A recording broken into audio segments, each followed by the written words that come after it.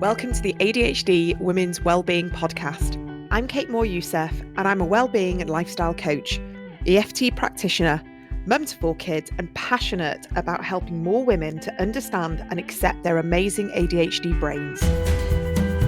After speaking to many women just like me, and probably you, I know there is a need for more health and lifestyle support for women newly diagnosed with ADHD. In these conversations, you'll learn from insightful guests, hear new findings, and discover powerful perspectives and lifestyle tools to enable you to live your most fulfilled, calm, and purposeful life wherever you are on your ADHD journey. Here's today's episode.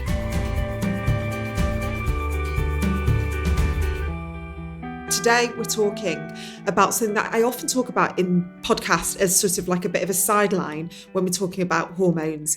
But today, I'm so happy to be able to have a whole conversation dedicated to cycle tracking and menstrual awareness and just really understanding our cycle and how we can help ourselves through energy and mood and all the things that brings alongside our ADHD. And I'm absolutely delighted to welcome 2 fantastic authors of the most fantastic book called The Cycle Book.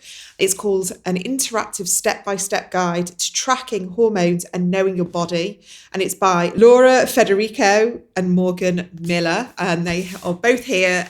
One's from Canada and one is from Maine in the US. And we'll get down to it. But I'm just really happy to have you both here so we can talk more about this subject, which I know will just be so helpful for many of us. So welcome to the podcast. Thanks so much for having us.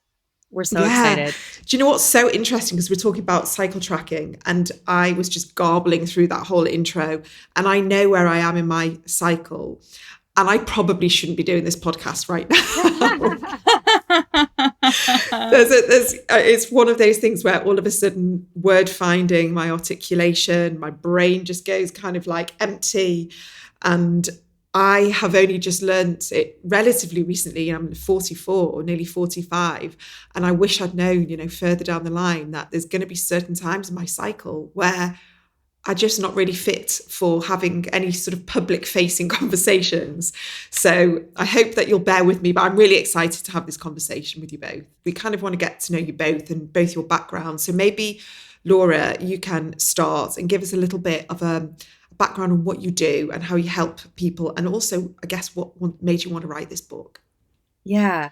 Well, thank you again so much for having us. We're just so excited to be on this podcast. And what we really love about what you do is introduce ADHD and neurodivergence as a whole person experience. And I think that that's something that we relate to really deeply, that the parts of our bodies that we're talking about at any given time are not isolated, but part of this entire experience of the environment around us and how we're feeling and the other body systems in our bodies. So that's a big part of the work that I do. I'm a sex and relationship therapist and I'm in private practice. And part of what brought Morgan and I to this book was not only hearing all of the things that our clients were going through as they were coming through our doors, but our personal experience as well. I have something called PMDD, which is premenstrual dysphoric disorder. And what we think it is at this moment in time, there's not enough research to help us really understand exactly what that means for every individual that has it, but maybe a sensitivity to hormonal shifts that manifests as, like, for me, kind of losing my mind a bit a few weeks out of every month. But it is really expressed in these really significant mood changes. And often it's accompanied by physical changes as well, a ton of physical discomfort for a lot of people.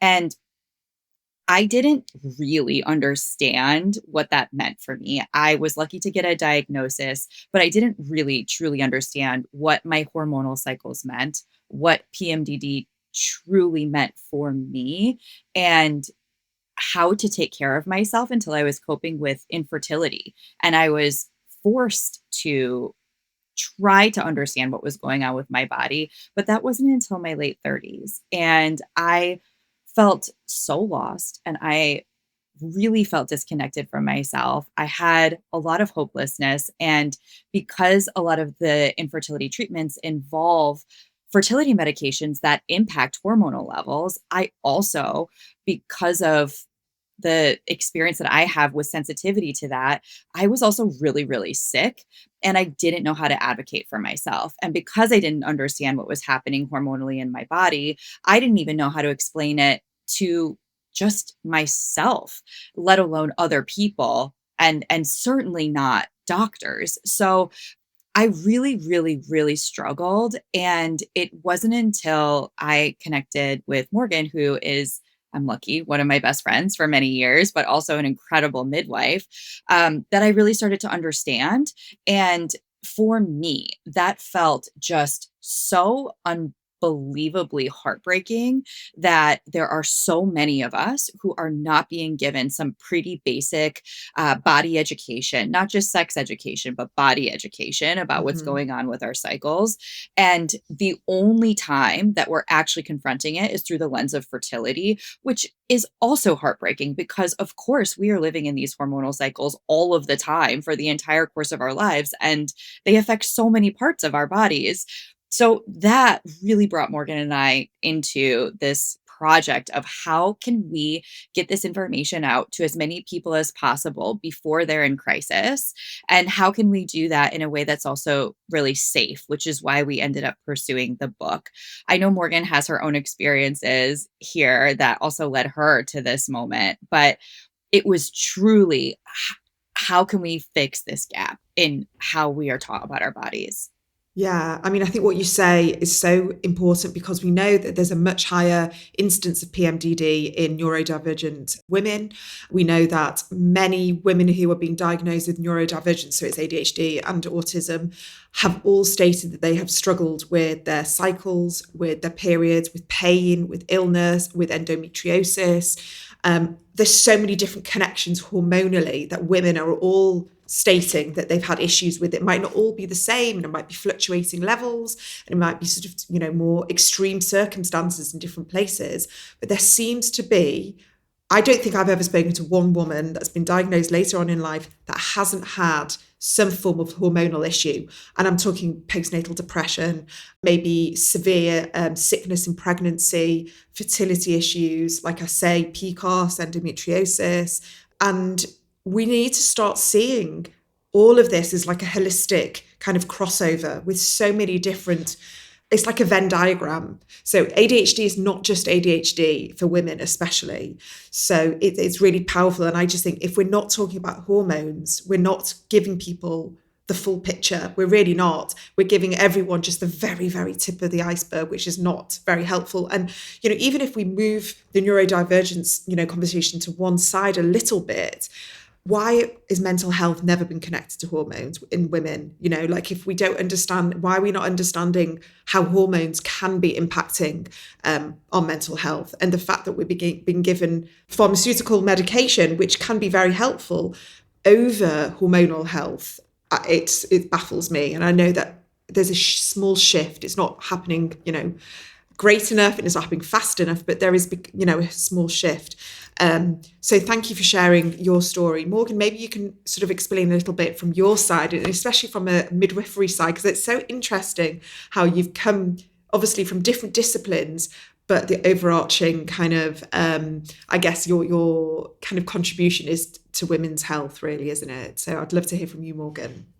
Yeah, my own journey into becoming a midwife actually started with my own health experiences as well, where, I have a condition, endometriosis, like you were talking about. It's for many people a really painful condition that happens with the bleeding phase of their cycle. And I am one of many, many people that it took nearly 15 years to get a diagnosis and understand what was happening in my body. I saw many, many providers who would not really give me an answer of what was happening. And I kind of felt dismissed and gaslit through the entire experience. And that became a norm for me. But I, being the person I am, kind of dug into research on my own and figuring out my body. I like wanted to understand why I felt the way I did because it was such an extreme sensation. And kind of accidentally became a midwife through the process. And it's been wonderful ever since. Like a ton of my work has to do with pregnancy and babies, but a lot of it I've actually really focused on holistic gynecology. Like we're talking about being able to use the hormonal cycle to apply to overall well-being, and how are those hormones presenting in your life on many different facets other than just your bleeding phase. Like what's happening with your cognition and your emotions and your digestive system and many other systems on board. I am also a person who is a very late to life diagnosis of ADHD, and that's been something that's been not shocking, I guess, to find out later in life when we know that people who menstruate just tend to be underdiagnosed and misdiagnosed. That's the generalized trend in healthcare. But very interesting as I've been applying all of my understanding with cycle tracking and understanding the menstrual cycle and the hormonal flows to see how those neurodivergent factors can show up more or less in my life at different phases. It's been really phenomenal. Yeah, I mean, I guess you can see it through your different clients, how hormones, play a part. And I've got three daughters. Two has sort of like, one's 17, one's nearly 14. So there's sort of the puberty side and for them understanding and going through all of that. They've both got ADHD themselves. It's hard being a mum because they don't really want to listen to me. I showed them your book actually, and my 17-year-old was a little bit more open to it. But again, even though we can give them all the information, they have to be mature enough and they want to learn it. And unfortunately, sometimes we know that we find these things out when the time's right, whether we're able to process it, absorb it, we want to hear it. So I kind of have to take this cautious step of like not overwhelming my daughters too much with so much information, even though I'm like desperate for them to hear it. So I have to drip feed it. And interestingly, last night, from a synchronicity perspective, my 17-year-old, she's on a progesterone only pill for various reasons. And she was asking me, she said, I don't know when my cycle is, but she said that I've started to notice that I'm starting to get really teary and I'm crying at like random things I wouldn't cry at. And I've started to notice that I'm tired at certain points. Whereas when you've got a period, you actually have the bleed, you kind of have that time in your diary when what's like, like in a week's time, if you're cycle tracking, I'm going to start feeling more teary, anxious, low, whatever that is, more sensitive. My energy is going to start dipping. But when you're on birth control and you're not having that bleed, it's really hard. So I just wondered maybe if you could speak to that, because I was a bit stumped as well with how to guide her.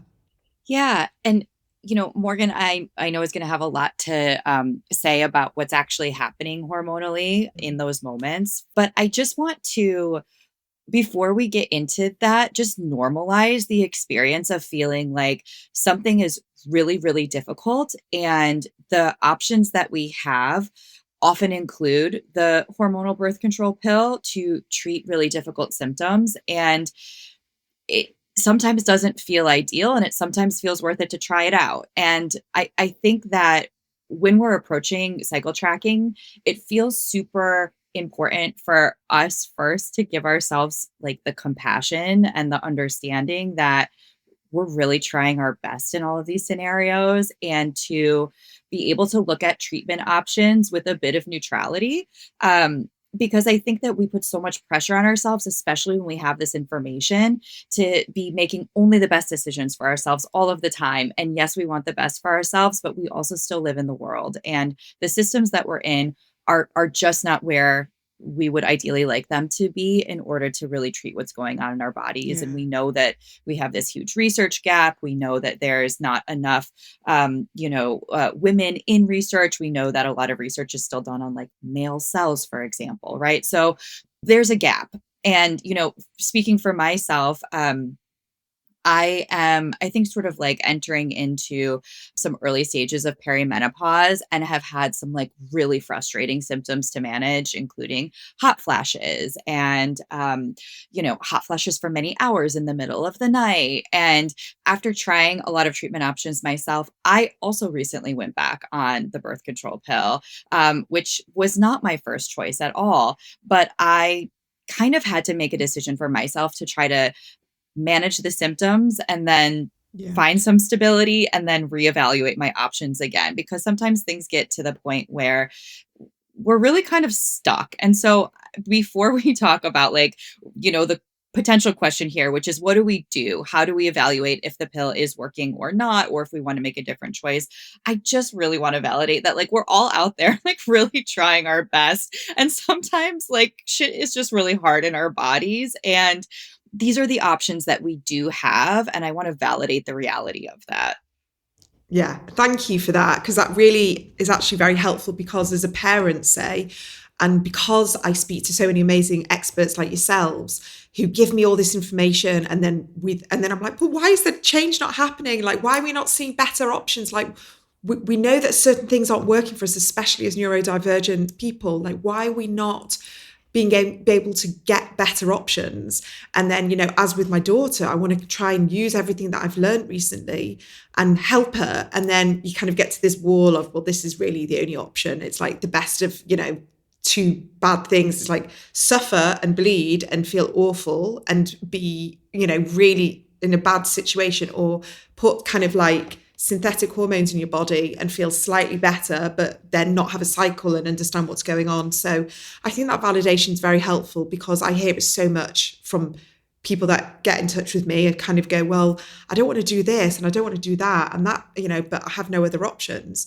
I mean, just to speak to your, I again, it's just to normalize. I started having perimenopausal symptoms at 40, and I was told in my head and society and the media that you don't have perimenopausal symptoms until you're at least, in your late 40s. And, to go on HRT is crazy because you're only 40. But I had the same as you. I was waking up dripping in sweat every single night, for 2 weeks of the month.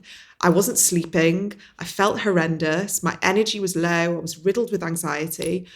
And I thought, I'm not going to listen to society. And I went on HRT, and it's been the best thing for me, from a personal perspective. But it's not for everybody. But it's trying to normalize these new messagings now of menopause, perimenopause isn't waiting until you're suffering so badly. And it's like the last kind of resort. It's like, yeah, let's make what we can, better with what we've got right now. And hopefully in 10 years time, whatever that is, there'll be other options. So yeah, thank you for saying that. Yeah, I mean, maybe Morgan, you have something to offer with that perspective as well. Yeah, I mean, I love that you guys are hitting it on all the perspectives.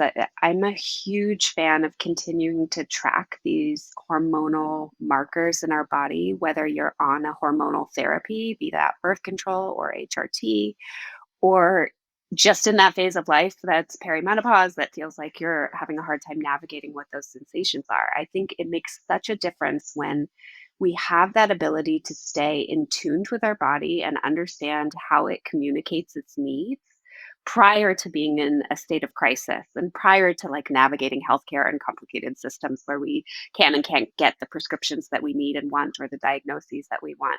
I think that's where Laura and I are such big fans of we got to get people to know this before they're at these phases of life that feel like crisis, because it's such a difference when your daughter already is able to articulate that she doesn't feel the way that she expected to feel, or she doesn't feel the way that feels comfortable and normal to her.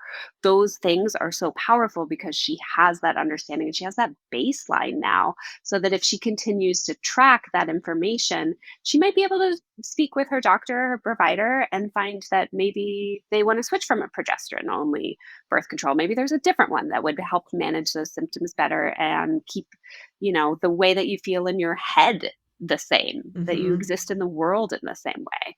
And so you absolutely can do cycle tracking whether you're using some form of hormonal therapy or not. It's a game changer in being able to find out that we're having the right therapies and we're getting the right management on board for our bodies.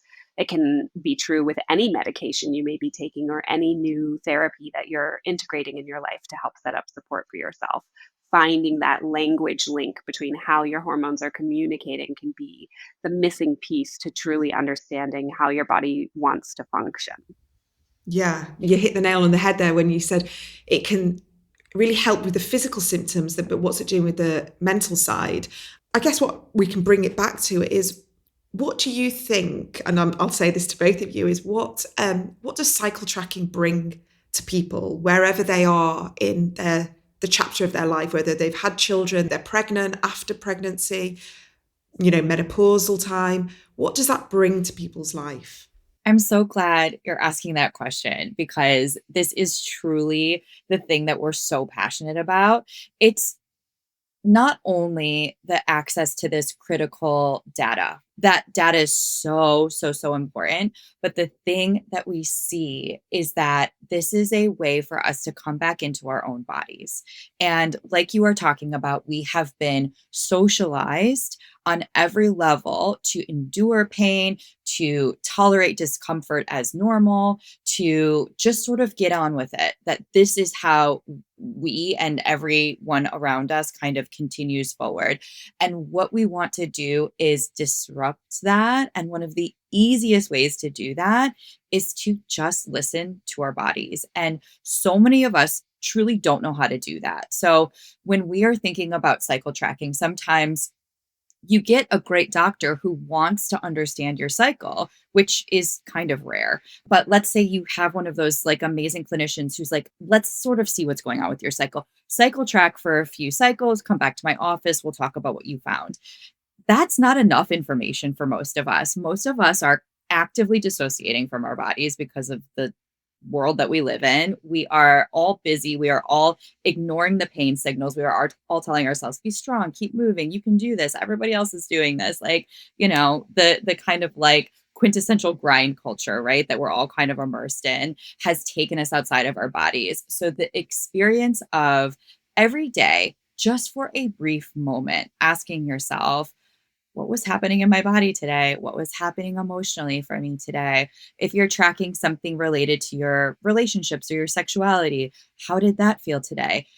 That is so huge. And Morgan and I see this all the time with ourselves and with everyone that we work with, that the experience of just reconnecting to your body and the message that you are giving yourself, listening to my body briefly once a day is a priority, is actually so life-changing and is kind of healing in this painful reality that we're all articulating right now, to say, actually, like, my pain does matter, actually my body does matter, actually my mental health does matter. And the way I'm going to demonstrate that is just by noting it.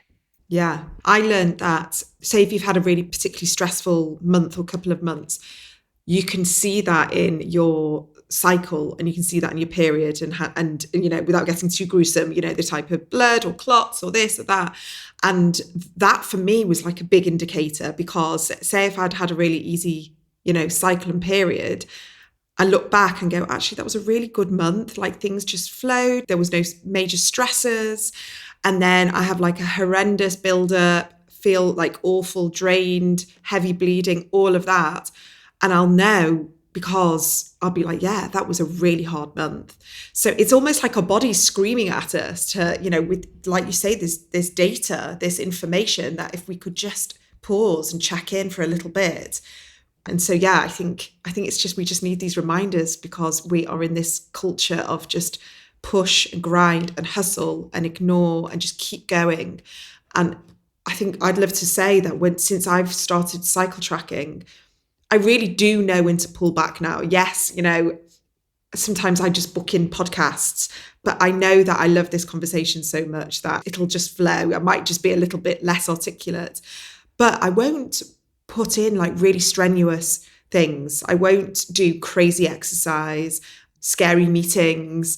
I won't put myself under that pressure anymore like I used to. I used to just have this flat line through the month, and then I would be disappointed in myself when I didn't meet those expectations.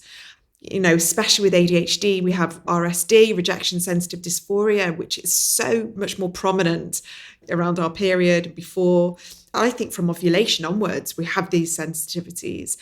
So when we understand it, and then we have a moment of RSD, instead of like questioning ourselves and blaming ourselves, we've got more self-compassion.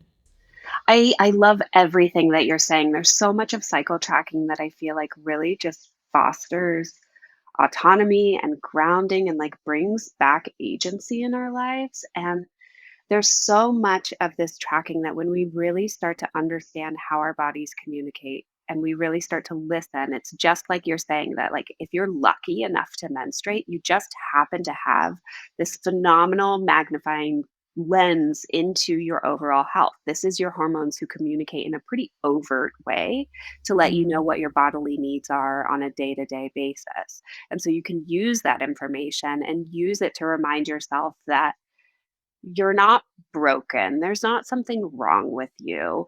You're a complex human being in a nuanced world, and how you navigate it changes on day-to-day basis, especially with things like neurodivergence and the ADHD, recognizing that those hormonal flows are going to show up in different ways.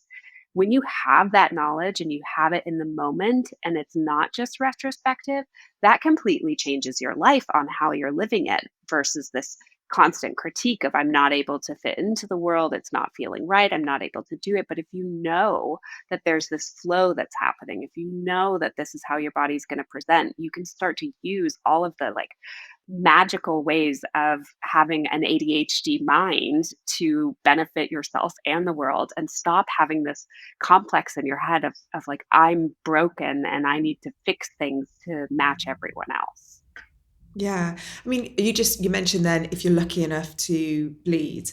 And I want to speak to the people who are listening now who don't have these regular cycles, that may have endometriosis, that really struggle. It could be like months before they have a bleed. Or again, as we're heading into menopause, when our cycles just start fluctuating in these crazy ways that we've never really experienced before.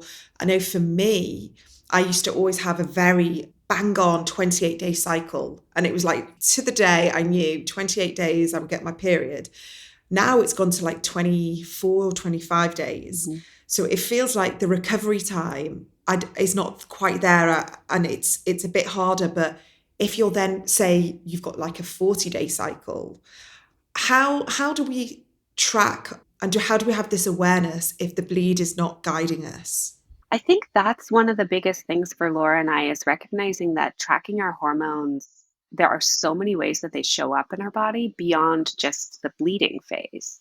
There's ways that you can feel different physical factors in your life or might have different body fluids that still will clue you in to let you know how this hormonal dance and orchestra is going on in your body, that you can still get that grounding and still find that resiliency in your life, whether the bleeding phase itself is happening or not. There's still so many other ways that the hormones communicate in your body. Yeah, I think even just our mood regulation, our sensitivity, our sleep. For me, sleep's always been a clear indication of where I am in my cycle. I think even just enthusiasm for life. I noticed that, again, because of the estrogen surge, I'm so much more I've got more ideas and more creative and more sociable. I want to go out more. I'm more maybe loving towards my husband, like all these different things. And those are my clues. So, as you have probably heard, I have a new book coming out very, very soon. It's called the ADHD Women's Wellbeing Toolkit. It's out on the 17th of July, and I am so excited. I'm talking about it nonstop because I genuinely believe that this book is going to be a game changer, and it's going to help so many people because everything I talk about on this podcast is condensed into this book into some really manageable but bite-sized chapters. I'm going to be talking about anxiety, RSD, hormones, the nervous system, lessening anxiety, wakening who we uniquely are, like literally leaning into self-acceptance, more joy, more creativity, more fulfillment. I've blended all the things I absolutely love, such as the ADHD psychoeducation, but alongside it, more of the coaching modalities that I've learned, EFT, and more of the spiritual side that I love to work with as well. I've really created a toolkit that I know will help so many people, whether you are newly diagnosed, you're not diagnosed, you're sort of self-identifying, or you've had this diagnosis or this awareness for a really long time and you're ready to feel more self-empowered and self-led. I really hope that this book gives you that opportunity to dip in and dip out. And when you're feeling like you need that extra handhold through the day, I promise you're going to find that guidance and that help and that support in the ADHD Women's Wellbeing Toolkit. Now, this book is available on all online platforms, but I urge you to go in to your local Waterstones, for example, and go in and feel it, look at it, flick through it, and really get a feel for what the book is about, because there's nothing better than holding a book in real life and being able to touch the pages and have a little glance through it before you buy it. So I'm really excited. July the 17th, it's going to be on the shelves in the bookstores, but it's available to pre-order now. Now, if you pre-order it and you go to my website on the book page and you put in your order number, you will then be able to get free access to an amazing live Q&A workshop I'm doing in July, and also some incredible downloads about ADHD, holistic care and the supplements. I've created this 18-page PDF for you. So I really hope that it's giving you lots of free resources and lots of guidance to keep you going until the book comes out. Thank you so much. And now to the podcast. What I would love to speak about a little bit is the hormones. And maybe we can sort of dispel a few myths as well. And I'm going to speak through the lens of, again, ADHD, autism. We really now know that something like 70 to 80% of women who are being diagnosed with ADHD now also have autistic traits or will have a co-diagnosis of both ADHD and autism. So we are understanding neurodivergence, those nuances, in a different way. Even, in the past couple of years, this new lens is showing up. And then we've always thought that estrogen is kind of like our power hormone, and that's the one that we should be focusing on, especially for ADHD. But more recently, I've recognized that actually progesterone, for me, is just as important, if not more important, and has helped me so much now, having taken progesterone as part of my HRT, to understand how it's helped relieve like my anxiety, it's helped my sleep, it's helped digestive issues. So I'd love, maybe you can give us a bit of a 101 on maybe estrogen and progesterone so people can understand. I mean, I love everything that you're describing because it starts to, I don't know, dispel these ideas of like being hormonal. Like being hormonal is a bad term to describe someone, that they're off their rocker. That's what's happened. But each of these hormones just communicates differently in our bodies. There's a lot of things that people will sometimes commonly feel, which maybe is where you're going at with that, where like estrogen can be like a pickup in energy for people, and sometimes progesterone is a little bit of a slowdown phase. All of those things, what I've found over the years working with clients, though, is different for everybody. So those like predictive algorithms and the cycle tracking apps on your phone, it's not always true how estrogen feels for you versus somebody else. Sometimes the estrogen dominant phase of their cycle is their I feel awesome phase. And for other people, it's like, I hate this part the most. I love the luteal phase. The luteal phase is actually when I like really get to hunker down into my life and start to digest it and understand it so much more. But I think that that's what's so powerful, is just understanding how individual all of our bodies are and how we feel that. Some people around ovulation are like, God, my energy's through the roof. I just feel like I'm on fire. I'm like crushing it at all my work meetings and it's amazing. And for other people, those hormones, that kind of cocktail of hormones that shows up around ovulation, can bring somebody total dread and discomfort in their body and feel like they want to pull away from it. So I think there's a piece of me that loves to just say it's gonna be different for everyone, but recognizing how significant each of these hormonal markers are and how they show up in our lives, in our bones and our muscles and every other system in our body, is such a big difference, and especially when we're talking about neurodivergence, I think it's huge for cycle tracking to be able to see where are there moments where I feel the impact of overstimulation, or I am really needing to isolate myself and pull away from some of the like life patterns that usually keep me going. Sometimes those are things that you'll see show up around particular phases. Maybe it's ovulation, or maybe it's right before the bleeding phase happens. But all of those are really helpful to add in more resources in your life when you know that that is what's going to happen in the next couple weeks. It's like, oh, well, great. Now that I know that I tend to get overstimulated in this type of space and my superpowers are actually over here, I'm going to reframe how I'm going about my days and what my work is looking like so that I can use my magical brain to its very best instead of feeling like I'm not able to fit in the world. Yeah. And I wondered if I could ask you, Morgan, about postnatal depression, especially in neurodivergent women, people. I mean, currently, we know that people are offered medication, anti anxiety medication or antidepressant medication. But I've always worried and wondered, why are we not given hormonal, supplementation after birth if we know that perhaps we are going to be prone, or perhaps our mum was prone to it, or we know that we're autistic or ADHD and there's a high prevalence of postnatal depression or postnatal anxiety. Could this be the future of supplementing hormonally after birth? Yeah, I mean, we know that there is a huge shift that happens after birth. You give birth to a human being out of your body, and then there's also that placenta. There's like this entire endocrine organ, like producing organ that you expel from your body as well. And you've been reliant on those hormones for the last 10 months, and suddenly your body does this giant shift afterwards.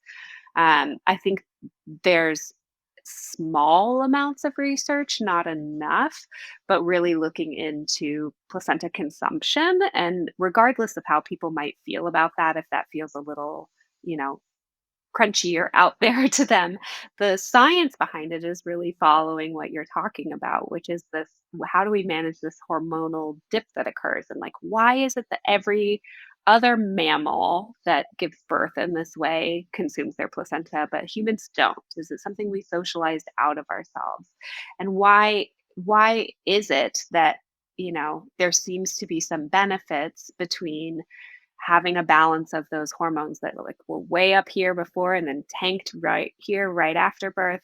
When we integrate and kind of slow that slope by consuming those hormones again or having them back in our body, the anecdotal evidence is that people feel a lot more ease around a lot of those immediate postpartum sensations. I think there's a ton of research that just needs to be done on it. But there are people out there that very much so see that potentially looking at hormones instead of SSRIs is a way to be managing anxiety. I think there's a ton of phenomenal practitioners that work in nutrition as well that are able to see if we're able to replenish these like trace minerals and certain things like even iron levels in somebody's body, we can have dramatic results around anxiety and how that presents with like heart palpitations and feeling uncomfortable in the world. And that there's all these other modalities of how we look at how to best support ourselves. And I think that's where I love looking at hormones, because hormones are ultimately just little chemical messengers in our body. So if we can start to pay attention to each one of those different tracking items you might be looking at, whether it's your anxiety or depression or physical symptoms like the heart palpitations, we can start to kind of triangulate that data and see that it actually may line up with a hormone as opposed to lining up with a life situation, like that this is in response to the world around me. Then that gives you so many more tools to figure out how you best want to support yourself. To add on to everything Morgan is saying, I think we also would benefit from expanding the ways in which we are talking about things that don't feel right in our bodies. Mhm. And especially when we're talking about any kind of postpartum mental health, or even shifts that happen when people were nursing their children and then they wean, right? Like any of these scenarios in which we're seeing a pretty big hormonal shift that is a result of what's happening in our bodies to facilitate what's happening in our bodies, we have pretty narrow definitions and scales to measure what's going on for people. So if you perhaps are feeling really not like yourself, or if you are feeling that you expected a certain emotion and that's not the emotion that you're having, or if you are feeling quite outside of yourself, or if you are feeling that all of your emotions are kind of on a flat line, that may not fit into a, for example, sort of scale that you might fill out at your doctor's office about depression, but it may still be a signal to you that something is not right. And that can really impact how you experience parenthood, how you bond with your child, how you feel about recovery, how you take care of yourself. And so I think to also make sure that we're expanding the way that we're talking about these things. So it's not just the classic symptoms of anxiety or the classic symptoms of depression, but the kind of existential experience of this, the spiritual experience of this for people, the awareness that there's something that maybe feels like a bit of a hole inside of you and you don't know how to fill Mm. it, right? These like much more real, yet not fitting into a scale ways of understanding that there's something that's not right for us. So true, so true. And especially as women second guess themselves around perimenopause, where, we could be having symptoms, very sort of, nuanced symptoms, subtle symptoms from the age of like 38, 37, as young as that. And it's only when we get those really big physical symptoms, then the doctor listens. Then we think it's worth asking, we're worthy of help. But like you say, we could just be flatlining. We could be low. We might just not have any joy. We might not know where to, Yes. we might be struggling in friendships, career, and something's changed, but we don't know why. But it's about asking questions and creating awareness through conversations like this. What I love about this podcast is that we're speaking to thousands of people here. So hopefully the conversation like this is then opening eyes and awareness for people to then have other conversations. But the frustration with the podcast is that I get a lot of questions saying, it's amazing what you're saying and I've learned so much, but then I go to my doctor and my doctor shuts me down. And where am I meant to go from here? And then I kind of feel like, yes, I can advocate for myself, I can do all the research, but if the provider isn't there, it's very frustrating because I want to help people. But then if the gatekeepers are really shutting the door, what would you suggest to people? This was so important to us. I think, Laura and I work in healthcare. We are aware. We made choices to be in private practice so that we can circumvent some of the systems that don't function. But we are well aware that most of the time people get like 5 minutes with their provider and it's a very quick exchange and it's a tough system to navigate. It's just really not set up in a way that is really helpful to people these days. So we did go out of our way to figure out a system and integrate a health review appointment aspect of our book that lets people really disseminate the information they've done from cycle tracking and condense it so that they can walk in like armed and ready to advocate for themselves to a provider that may not be as resourced around it or have as much understanding, but that can communicate these really key details so that that provider can do something with it. Because it's not that there's necessarily tons of evil providers out there. It's just they're stuck in systems where they can't do the thing that they want to do either. But if we can give some really clear guides and help to figure out how to communicate information as quickly and efficiently and effectively as possible, then that can make such a huge difference. And it's disappointing. It's upsetting that that's the world we live in and that that's how we have to really advocate for ourselves. But I think we were really adamant when we created this book that there be functional tools for people to live, to use wherever they live and however the systems around them are functioning these days. Yeah.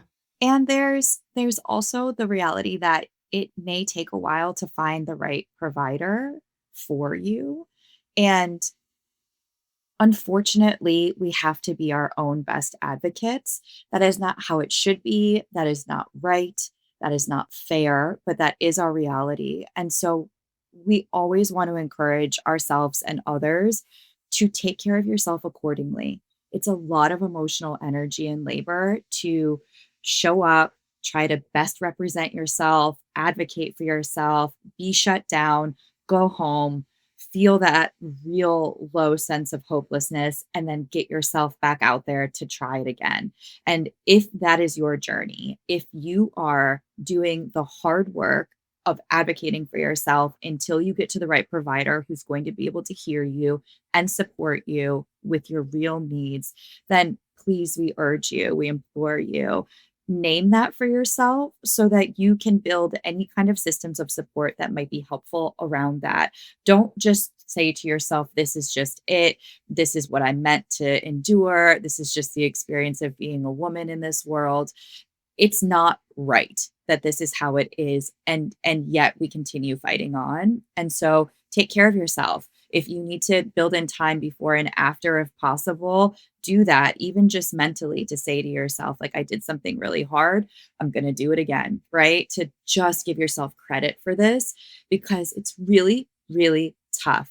And Morgan and I both, years and years and years, just in our own journeys of fighting to get to a provider who could help us and support us in the way that we needed to, know what it's like to go into an appointment crying, to leave an appointment crying, right? Like, it's really, really tough, but it doesn't mean that it's not important and necessary. And you deserve to get to the provider that is going to work with you, but it can be a very long journey.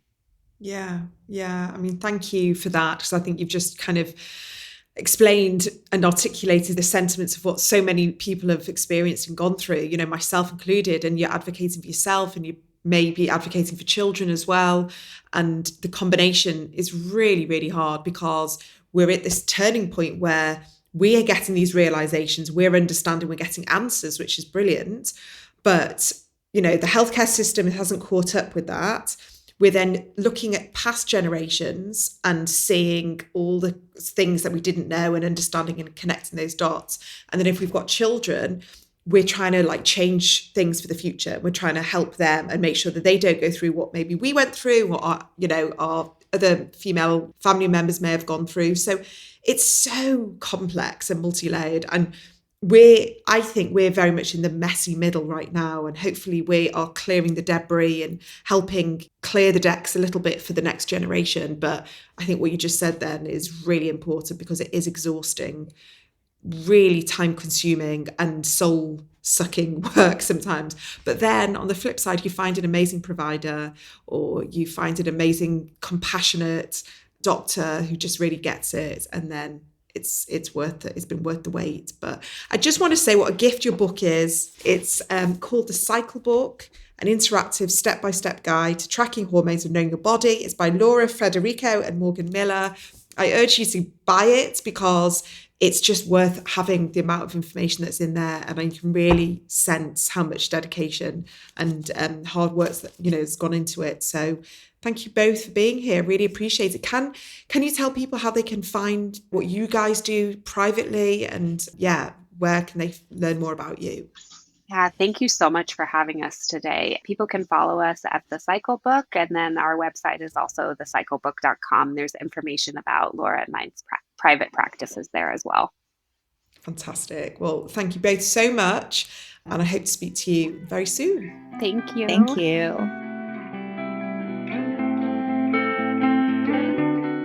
If today's episode has been helpful for you and you're looking for even further support, my brand new book, The ADHD Women's Wellbeing Toolkit, is now available to order from anywhere you get your books from. I really hope this book is going to be the ultimate resource for anyone who loves this podcast and wants a deeper dive into all these kinds of conversations. If you head to my website, adhdwomenswellbeing.co.uk, you'll find all the information on the book there, which is going to be out on the 17th of July. Thank you so much.